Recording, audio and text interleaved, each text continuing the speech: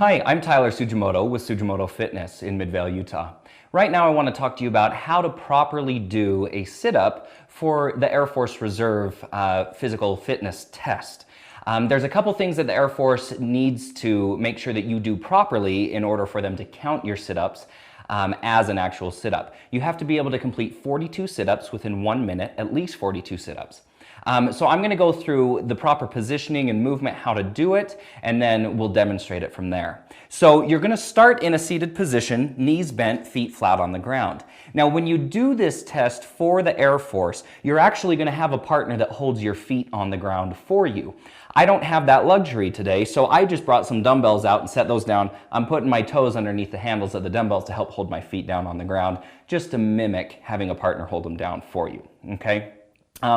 From there, your feet need to stay flat the whole time, legs are going to stay bent. Your arm positioning, they do require that your arms are crossed over your chest and that your hands are on opposite shoulders, okay? Other than that, the movement, you need to end up in about the position I'm in right now. So you need to come up pretty much exactly vertical. It's not a crunch where some people just lay down and barely bring their head and neck off the ground, but you need to come all the way up to a vertical position for it to count. So I'm going to show a few sit-ups done properly according to the Air Force Reserves so you can get an idea of what they look like. All the way up to the vertical position would count. Hands just stay crossed on opposite shoulders the whole time.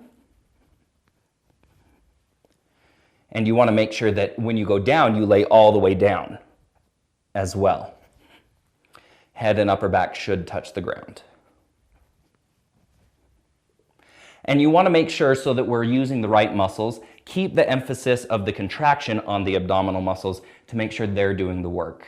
Couple key points again on this. Make sure that your arms are crossed, hands touching opposite shoulders, that we end up in a vertical position for it to count.